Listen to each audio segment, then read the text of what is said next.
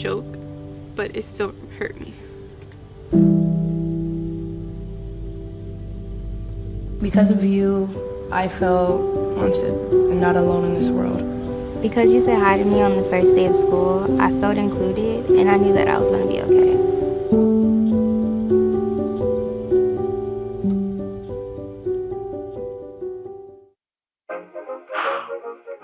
Welcome back. It is the Jeff Santos Show that you are watching here on Free Speech TV. We're here every Sunday morning at 10 a.m. Eastern Time, repeated at 1 p.m. on the West Coast. And we go to the West Coast and talk to our good friend, Mark Taylor-Canfield. He is, of course, a great journalist. You see his work in the Capitol Hill newspaper in Seattle. You also watch and look at him and the Daily Kos. And, of course, on the Jeff Santos radio show at Revolution Radio Network every Tuesday at 7:30 Eastern Time. It's great to have Mark Taylor-Canfield with us. Mark, welcome to the TV broadcast. How are you? Hey, good, Jeff. Good to talk to you again. I'm glad to be on Free Speech TV.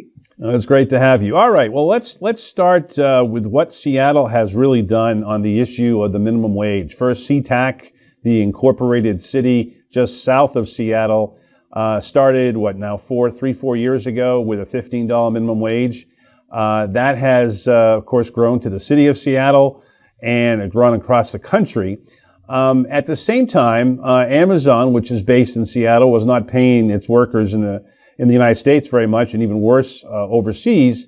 They have now decided to pay their workers, after a lot of pressure from Senator Sanders and others, $15 an hour. So I guess the first question is, what's in the water there that is urging you guys to really help the American people, understand that, this is we cannot have $10 and $8 an hour. We need a livable wage. What's going on there? Well, yeah, I might be able to attribute some of that to natural artesian spring water, but I think mainly it has to do with sort of a new progressive and also democratic socialist movement that's been happening in this part of the country, where we have a city council member, Kshama Sawant, who is a member of the Socialist Alternative Party, who has been leading the charge on a lot of these issues, including the $15 an hour minimum wage, which she brought to Seattle and now has spread across the country to cities like San Francisco. And also, she's been on the forefront of issues having to do with affordable housing. Now, we had some pushback from Jeff Bezos and Amazon in Seattle on this issue of taxing corporations that have an annual revenue of more than $20 million per year. And that money would be used to create affordable housing projects in Seattle, because we have mass homelessness here. Both Martin Luther King Jr. County, where Seattle is located, and also the city of Seattle itself have declared civil emergencies due to the vast increase in homelessness in this area, largely due to skyrocketing real estate prices and rents. There is no rent control in Seattle. Rent control is actually prohibited by our own state legislature, believe it or not, in this so-called progressive state. We also don't have an income tax, so there's a real problem with funding our schools. But Kshama Sawant has been on the forefront of this, and when Bernie Sanders comes to town, I mean, his talk about the $15 an hour minimum wage definitely helped the movement. He seems to get along quite well with our city council member and also our new freshman member of Congress, Pramila Jayapal. And they are all been pushing this campaign for a long time and spokespersons for the $15 minimum wage. So I have to hand it to the people who have not stopped fighting since the beginning. The $15 an hour fight, you'll find a website in every city, I think every major city across the country now, where people are campaigning for that. And the fact that Amazon has decided to go down that road and follow this more progressive, people-oriented, labor-oriented movement, I think is good. I mean, they're obviously not going to lead it because they're a corporation and their bottom line is profits. And we've seen that with Bezos pushing back on the affordable housing tax. Right. Let me interrupt you. The council was never able to get that through, by the way, because Bezos and Amazon forced the city council to change their vote at the last minute. So a unanimous vote 1 week, by the next week, turned into a vote against the affordable housing tax. Yeah, that really shocked me. And is there any repercussions on those who led that? Because to me, it was Amazon, and other companies that really, gave the middle finger to that legislation. Is there any repercussions against them, or was this push by the 15 minimum wage nationally by Amazon, was that at all connected to it? I really don't know, Jeff. I don't know what the inside story is on that, and I don't have any inside sources in Amazon that could explain that to me. But I do know that there's been a push for affordable housing and for $15 an hour minimum wage in Seattle. And first of all, you asked if there's been any repercussion. Well, I can tell you this: as a member of the community and as a resident of Seattle, I'm embarrassed and sort of ashamed that our own city council, except for Sean Maswant, by the way, that our own city council would rescind its own vote within a couple of weeks just due to corporate pressure. And it wasn't just Amazon. They also got pressure from Howard Schultz and Starbucks and Boeing and a lot of other major corporations. What I was saying about that is that wouldn't it be great if those corporations spent the amount of money that they spend on, pushing their cause and pushing against the affordable housing tax, if they were able to just take that same amount of money and contribute to an affordable housing project like Paul Allen has done recently, where he donated $46 million for a housing project in South Seattle. And, if they had spent the money that way, I think it would have been much more beneficial to the community. But as far as political pushback, I think there will be. I mean, all of these, the mayor and the city council members will be up for election, and they will have to face the voters on this point. And it's going to be very, very difficult for any of them, except Sean Maswant, to argue that they stood against the corporations for the average working person in Seattle and for poor and homeless people and people of color. I mean, that's just, it's apparent that they were a little bit spineless on this issue. And I'm glad that my friend Nick Licata maybe is not on the council anymore, even though he's been a great progressive leader in this community for a long time, because it would have been embarrassing for him, I think, to see that happen. Do you feel that there is a wave in the fact that the largest city in the state of Washington, Seattle, has created? Is there going to be any statewide legislation? We talked about Jay Inslee on the radio show being progressive, but are any of the things that have happened in Seattle going to be able to happen statewide? It looks like there will be a few more Democratic legislators in our state legislature in November, so that will help turn the tide on some of these issues. But when it comes to the issue of funding education, and our state Supreme Court was fining the legislature $100,000 a day for failing to adequately fund K through 12 education. When it comes to the fact that there's no income tax, that we have the most regressive taxes in the country, there's a 10% sales tax in Seattle. It's terrible, Jeff. It only affects poor and working people. So until we get those changes on the state level, we still have not lived up to our progressive ideals here. And it's going to be a difficult battle, but it's got to be done. I mean, I don't think people are going to just sit back and wait for the change anymore. They want to see it happen now. And that's why the Bernie crap revolution in Washington state has really changed the face of the Democratic Party. So we'll see. We may even have Jay Inslee running for president. I don't know. Wow. Well, that would be interesting. One of the people on a national level, your congressperson, Pramila Jayapal, has been one of the leading advocates against Kavanaugh in that fight. Her star seems to be rising both locally and nationally. Do we anticipate that at one point that she could potentially challenge either Patty Murray or the fellow senator Cantwell? Is that at all something that we could see over the coming years? I do know that she had some literally large shoes to fill with longtime progressive Jim McDermott, who had been in the Congress for like 14 terms or something. But she's done a great job. She's a true progressive fighter, and everybody knows that about her. Ever since I met her, and she was an immigrants' right activist, shouting on a bullhorn at the INS detention center in Seattle, I knew that she was going to be a fiery fighter for people who are oppressed all over the world. And I think she's proven that. She's definitely a great spokesperson for women and women of color especially. And she's gotten a lot of attention in the U.S. Congress. And being a freshman and getting that much attention is pretty rare. So I think she will be a spearhead in progressive causes. Whether she'll challenge our state senators, I don't know. That's another question. Is Maria Cantwell and Patty Murray are both Democrats who have been in the Senate for many years, and a lot of the Bernie-crats are saying, hey, maybe it's time for some new folks to get in there and, stir things up. So we'll see what happens with that.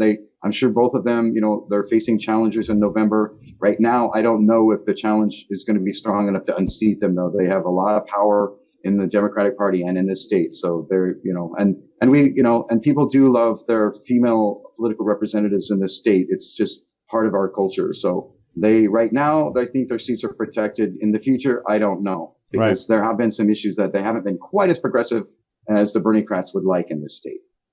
We're talking with our good friend Mark Taylor-Canfield again. You can catch him every Tuesday here on the Jeff Santos Radio Show, revolutionradionetwork.com. You can listen that way. Of course, he's also a great freelance journalist on all over Twitter, Mark Taylor-Canfield. Let me, in our final minutes here, do you sense that we've talked about this on radio, this idea of the Cascadia, if you look at Oregon and Washington State and British Columbia, is this going to be a force on the progressive side of things, maybe the most progressive part of America and Canada and British Columbia? Is this going to be a bigger force than we've ever seen so far, between those three jurisdictions, if you might? It's a possibility. I mean, the West Coast is coming together in a very progressive political movement, starring some of the folks we mentioned: Pramila Jayapal, Sharma Sawant, Senator Jeff Murphy from Oregon has also been a powerhouse in the progressive movement. And I think that more and more candidates are going to be coming from the West Coast that will have to be reckoned with. And there's a power base here that is hopefully, from our point of view, going to spread across the country and create more progressive areas around the country, because we feel that that's what the future of the country is about. And that's, that is the future not only of the Democratic Party, but of the state of the union.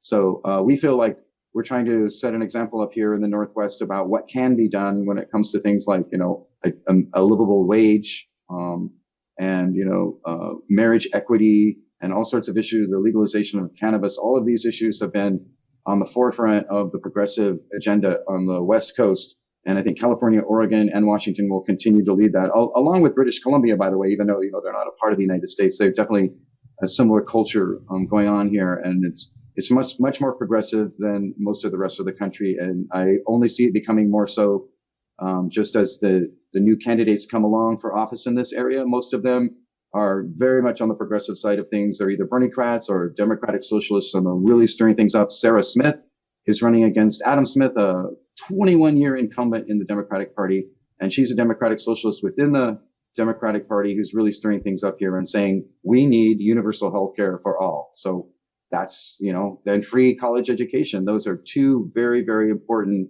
issues for progressives in Washington State. Finally, Mark, we've got about 45 seconds here. Do you sense that there is a likelihood that we will see a candidate from the West Coast running for president? Kamala Harris has been mentioned, from Jeff Merkley, as you talked about earlier. This whole progressive left coast Democrats, if you might. Well, we talked on your radio program about the New Republic article on this issue. And I think, yes, we are likely to see several presidential candidates from the West Coast, because some of them have already made their trips to New Hampshire and other states that are important in the primaries coming up into 2020. So they're already sort of testing the waters to see what the reaction is. And we've also got Howard Schultz, who's the CEO of Starbucks, who keeps floating that balloon, and also Tom Steyer, who's the Silicon Valley billionaire who's been funding this impeach Trump campaign. He also has not ruled out that option. So yes, I think there will be some challengers. We talked about Jay Inslee, the governor of Washington State, has also been mentioned. So yes, I would say yes, definitely. All right, 30 seconds. We see in your Skype there a guitar. We know that you have been fighting for a number of older clubs that have been potentially shut down. Give us the latest on that. About 30 seconds, Mark. Oh, well, the Showbox Theater is a venerable old theater, beautiful theater in Seattle where all the greatest bands have played, and all the greatest bands from around the world, including David Bowie and Prince, and everyone has played there. So we're trying to save it. I'm in the studio now. We're recording a song called Save the Showbox as part of this campaign that, once again, our city council member Shama Swan has sort of been on the forefront of. And the music industry has really come together in Seattle. All the big bands and Pearl Jam and all the independent music clubs and, musicians, Macklemore and Sir Mix-a-Lot, and everybody has been in on this campaign to save the Showbox. There's also another club called the Rebar that my friend Dane owns, which is also under threat of being developed out of existence. And we have the Neptune Theater in the University District where Gary Newman just performed on Tuesday night, which was a great show. And another theater spot where you can get right in front of the stage and meet your favorite rock star or whatever. So we need to save those places in Seattle. It's part of what makes Seattle such a wonderful place to live, and part of the reason I moved here as a musician. Well, So fantastic, stay Mark. tuned. We'll keep on fighting on politics, on the music scene. We'll look forward to talking to you on radio and soon again on Free Speech TV. Thank you for your time today. Thanks, Jeff. Thanks for watching on Free Speech TV, everyone. Thank you. Or I'll be right back after this timeout. You are indeed watching Free Speech TV and the Jeff Santos Show.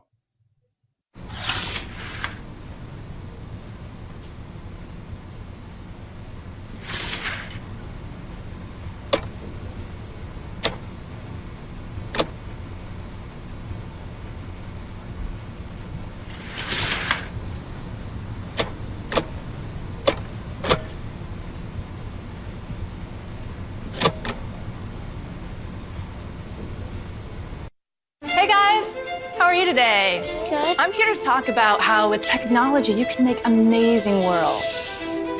Come with me. My team and I bring the Halo world to life.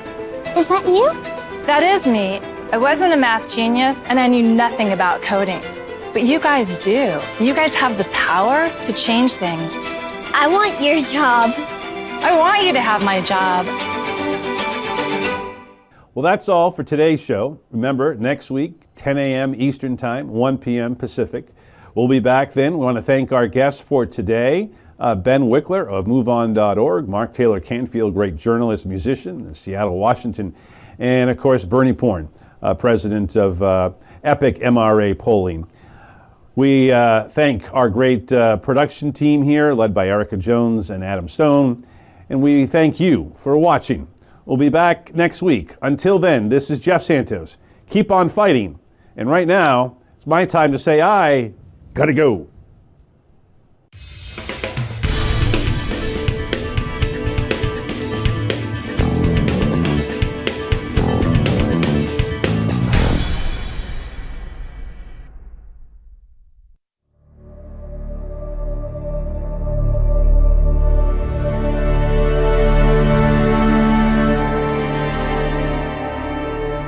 Dear Ivanka Trump, I hear in the media that you have a soft spot in your heart for children who are victims of war and oppression. This gives me the inspiration to ask you to take a tour with me. If you fly high above the earth at night, you'll see how brightly lit and alive Israel is. Israel has all the things reliable electricity makes possible. Swimming pools, bright green lawns, state-of-the-art hospitals, and functional schools.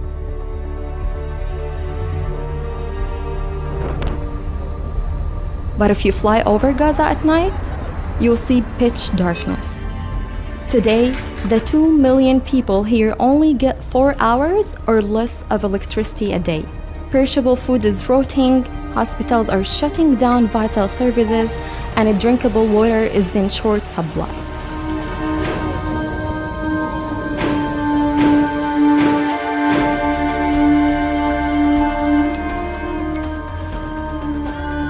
It is true the feuding between Palestinian political parties has contributed to this crisis, but Israel is the occupying power and makes the final decision. Ivanka, your father's administration gives $3 billion a year to the government of Israel for military aid.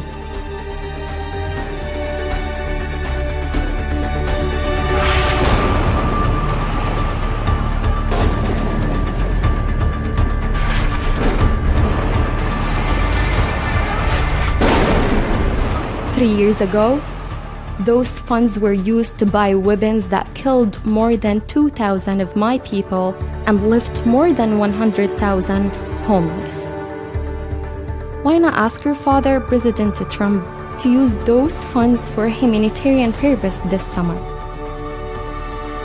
Bring electricity to Gaza, not bombs.